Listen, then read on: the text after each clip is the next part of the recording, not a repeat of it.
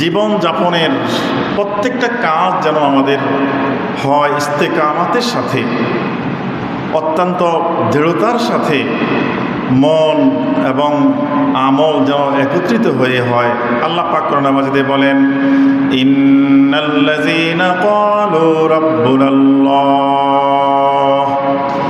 ইন্নাল্লাযীনা ক্বালু রাব্বুনাল্লাহু সুম্মা ইসতাকামু তাতানাজ্জালু আলাইহিমুল মালায়েকা। আল্লাহ পাক কোরআন মাজিদের আয়াতে বলেন, ইন্নাল্লাযীনা ক্বালু, নিশ্চয় তারা বলে, বলার ক্ষেত্রে মন থেকে এবং মুখ থেকে, মন এবং মুখ থেকে একেবারে নিঃস্বার্থভাবে বলে, রব্বুনাল্লাহ, আল্লাহ পাক আমাদের একমাত্র প্রভু, একমাত্র মহান আল্লাহ আমাদের রব্বুল আলামিন। এটা তারা মন থেকে বলে। আল্লাহ বলতেছেন এরকম যারা বলে এবং সুম্মাস্তাকামু, এই বলার সাথে, স্বীকৃতি দেওয়ার সাথে ইসলামের প্রতি, ইসলামের বিভিন্ন নিয়ম কানুন রীতিনীতির প্রতি ইস্তেকামাত থাকে, সুদৃঢ় থাকে। কিছু কথা আল্লাহ পাক বলতেছেন বন্দাদের উদ্দেশ্য করে। ইস্তেকামাতের সাথে, দৃঢ়তার সাথে থাকার পরে এই মানুষগুলোর ব্যাপারে আল্লাহ পাক সুসংবাদ দিয়েছেন, তাতানাজ্জালু আলাইহিমুল মালাইকা, আল্লাহ পাকের পক্ষ থেকে আল্লাহ পাক ফেরেশতা পাঠিয়ে দেন। আল্লাহ তাখাফু ওয়া লা তাহজানু, তাদের কোনো, তারা ভীত হবে না আর তারা চিন্তিত হবে না। ও আবশিরু বিল জান্নাতিল্লাতী কুনতুম তুআদুন, এবং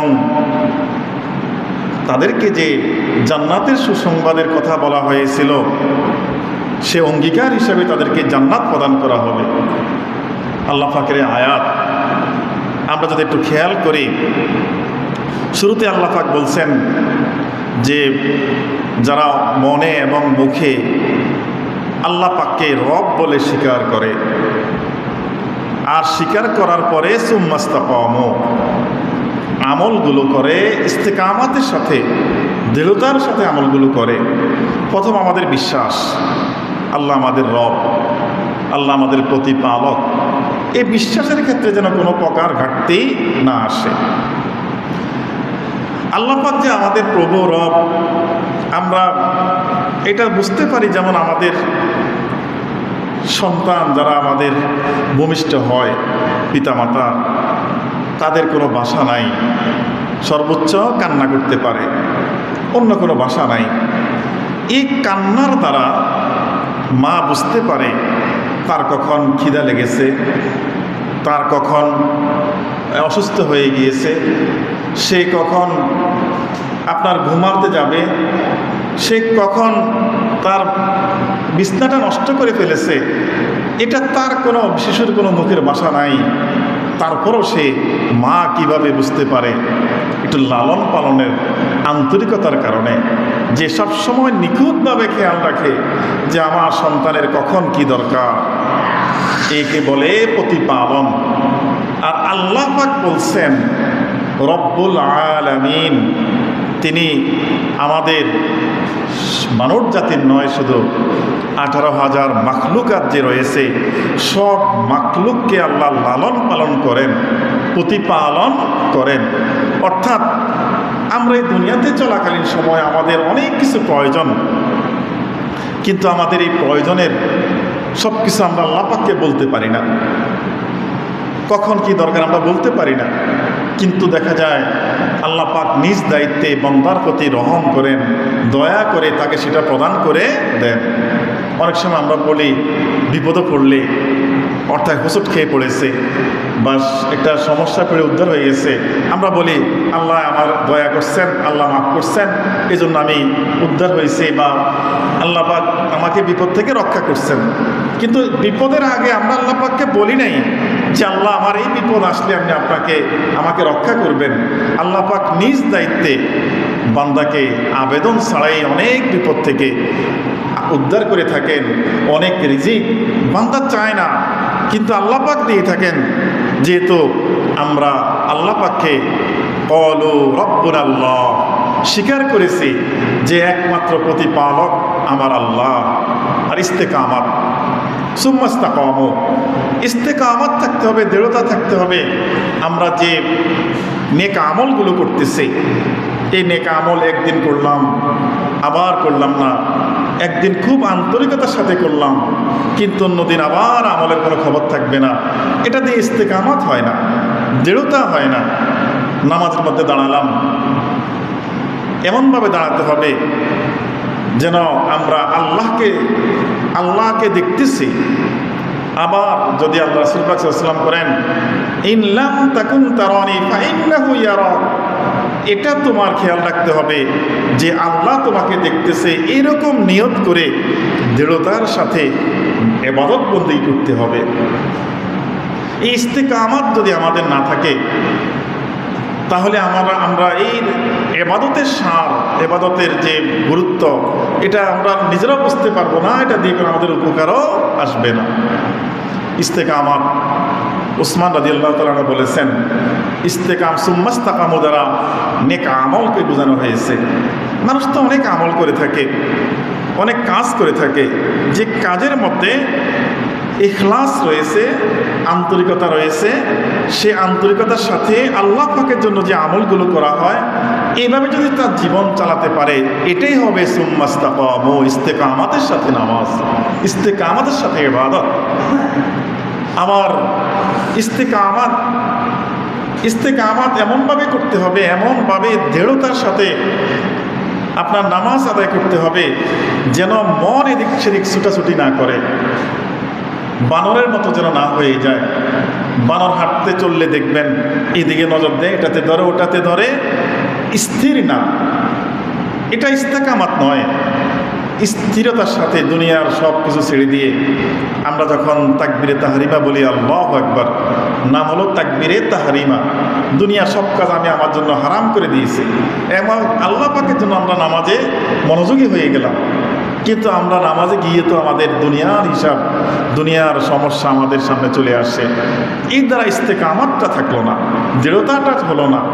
এই জন্যে বলছে আল্লাহ পাক যে আল্লাহ পাককে রব হিসাবে, প্রতিপালন হিসাবে অত্যন্ত আন্তরিকতার সাথে মনে এবং অন্তরে স্বীকার করে নেওয়ার পরে তারা বলে যে রব হিসাবে, প্রতিপালক হিসাবে একমাত্র আল্লাহ।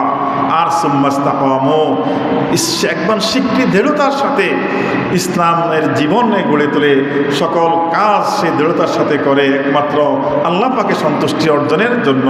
আল্লাহ পাকে আদেশ দিয়েছেন, যা নিষেধ করেছেন, যতগুলো আদেশ দিয়েছেন অতগুলো যদি আমরা করতে পারি, যে কাজগুলো থেকে নিষেধ করেছেন সেগুলো থেকে আমরা যদি বিরত থাকতে পারি, এটাই হলো ইস্তেকামাত।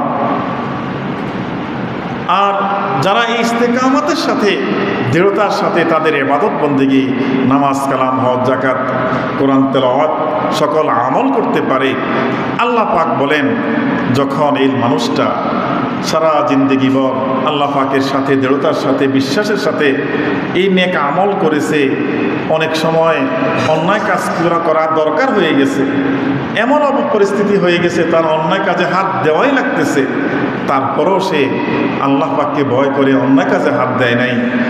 এমনভাবে সে তার জীবনটা গড়ে তুলেছে, যখন তার মৃত্যু চলে আসবে, মালাকুল মউত আজরাইল আলাইহিস সালাম তার সামনে চলে আসবে, তখন আল্লাহ পাকের পক্ষ থেকে কিছু রহমতের ফেরেশতা এই বান্দার কাছে পাঠিয়ে দিবেন। এটাই বলছে আল্লাহ পাক, তাতানাজ্জালু আলাইহিমুল মালাইকা, আল্লাহ পাক রহমতের ফেরেশতা তার সামনে নাজিল করে দিবেন। আর তারা বলবে, যখন মালাকুল মউতকে দেখবে বান্দা, দেখার পরে তার তো শিরা উপশিরা সব ছিঁড়ে যাবে, একেবারে মমস্য অবস্থায় মানুষ দুনিয়ার আর কোনো কিছুর খেয়ালই থাকে না, লোক তো দূরের কথা, খেয়ালই থাকে না। এই একটা কঠিন সময়ে মানুষটা মালাকুল মউত তাদের লগের বহর, তার চেহারা দেখে ভয় পেয়ে যায়। এই জন্য আল্লাহ বলছেন আল্লাহ তাখাফু, তারা ভয় পাইবে না, ভয় দূর হয়ে যাবে। রহমতের ফেরেশতা তখন সামনে চলে আসবে, তারা বলবে যে তোমার কোনো ভয় নাই, তুমি এই জিন্দেগিটা জিন্দিগিটা তুমি কাটিয়েছ আল্লাহ পাককে সন্তুষ্ট করার জন্য। আজকে মৃত্যুর সময় মালাকুল মউত তোমার সামনে আসছে, আজকে তোমার কোনো ভয় নাই আর ওয়ালা তাহজানু, এবং চিন্তিত হবে না। ভয় আর চিন্তা কি আবার? একটা হলো যে মালাকুল মউতকে দেখে ভয় পেয়ে যাওয়া, হায় আমার মৃত্যু কিভাবে হয়। সারা জীবন শুনেছি মৃত্যুর অনেক কষ্ট, সাকরাতুল মাউত অনেক কষ্টের জিনিস। আজকে মালাকুল মউত আমার সামনে, আমার কি অবস্থা হবে? রহমতের ফেরেশতা বলবে লা লা আল্লাহ তাখাফু, না কোনো আজকে ভয় নাই, তোমার কোনো কষ্ট আল্লাহ পাক তোমাকে দিবে না। আর তুমি যে এই মাত্র মৃত্যুর ধার প্রান্তে চলে আসছো, অবশ্যই একটা মানুষ এই জিন্দিগির 70-80 বছর দুনিয়া কাটানোর পরে তার সন্তান, তার বাড়ি, তার জমি, তার ব্যাংক ব্যালেন্স সহকারে সব কিছু তো তার মনে থাকে। এই যে এগুলা তাদের অনেক সময় শিশু থাকে ছোট, সন্তান ছোট থাকে, স্ত্রী থাকে ঘরে, এই জন্য তাদেরকে বলা হবে ওয়ালা তাহজানু, না তুমি তোমার এইসব বিষয় নিয়ে কোনো চিন্তা করবে না, এইসব বিষয় নিয়ে তোমার চিন্তা দরকার নাই। কারণ যেহেতু তুমি এই দুনিয়া থাকতে বলেছিলে ক্বালু রাব্বুনাল্লাহ, আল্লাহকে তুমি রব মেনেছো, আজকে সেই মহান আল্লাহ তোমার এই পরিবারের দায়িত্ব নেবেন। তোমার আজকে কোনো চিন্তা করা দরকার নাই, তুমি যে পথে রওনা করেছ নিশ্চিন্তায় তুমি এই মৃত্যুর স্বাদটি গ্রহণ করতে পারো। লা তাখাফু ওয়ালা তাহজানু। শুধু তাই নয়, এই কথাগুলো বলার পরে আল্লাহ পাক বলছেন ফেরেশতারা তাকে বলবে অবশিরু, সুসংবাদ দিয়ে দিবে। সুসংবাদ কি? একটু পরে তোমাকে কবরস্থ করা হবে, সেখানে তোমাকে বিপদমুক্ত রাখা হবে। হাজার হাজার বছর আলমে বারজাখ কবরের জগতে থাকতে হবে, সেখানে তোমাকে রাখা হবে একেবারে শান্তিতে। আর হাসরের ময়দানে উঠার পরে তোমার বিচার হালকা হবে, ফুলসিরাত বিজলির মতো পার হতে পারবে। এই সুসংবাদগুলো দিয়ে দেওয়ার পরে ফাইনালি সবচেয়ে বড় যে সুসংবাদটি, সেটা হবে وَأَبْشِرُوا بِالْجَنَّةِ الَّتِي كُنْتُمْ تُوعَدُونَ। আল্লাহ বলছেন দুনিয়া থাকতে তোমাকে বলা হয়েছিল যে তুমি যদি আল্লাহ পাকের হুকুম পালন করো, আল্লাহ পাকের বিধান মতো চলো, তাহলে তোমাকে জান্নাত দেওয়া হবে। আজকে তোমার সেই জান্নাতের সুসংবাদ দেওয়া হলো, জান্নাতের অধিকারী তুমি হয়ে গিয়েছো। সুবহানাল্লাহ। আল্লাহ পাক এই কোরআনের আয়াতের একটা মানুষের জীবনের শুরু থেকে একেবারেই জান্নাত পর্যন্ত পুরা বিষয়টাই এই আয়াতের মধ্যে আল্লাহ পাক উল্লেখ করে দিয়েছেন। কিন্তু ইস্তেকামাত থাকতে হলে, আমরা যদি আমাদের নিজের বিধানগুলো, ইসলামের বিধানগুলোর মধ্যে আমাদের দৃঢ়তার সাথে রাখতে হয়, তাহলে আমাদের মধ্যে মত পার্থক্য সামনে চলে আসে। এখন আমরা কোন মতে চলবো, কোন পথে চলবো, সেই বিষয়ে রাসূল পাক সাল্লাল্লাহু আলাইহি ওয়াসাল্লাম বলছেন এটা একটা ভয়ের বিষয়, বাস্তবিকই ভয়ের বিষয়। হাদিস শরীফে আছে عن عبد الله بن عمرو رضي الله تعالى عنه قال قال رسول الله صلى الله عليه وسلم إن بني إسرائيل تفرقت على 72 فرقة। রাসূল পাক সাল্লাল্লাহু আলাইহি ওয়াসাল্লাম বলেন তোমাদের পূর্বে বিশাল একটি জাতি বনি ইসরাইল জাতি ছিল। ইয়াকুব আলাইহিসসালাম থেকে, ইসমাইল আলাইহিসসালাম থেকে শুরু করে ইব্রাহিম আলাইহিসসালাম, ঈসা আলাইহিসসালাম, বিশাল একটা জাতি ছিল যে নাম হলো বনি ইসরাইল।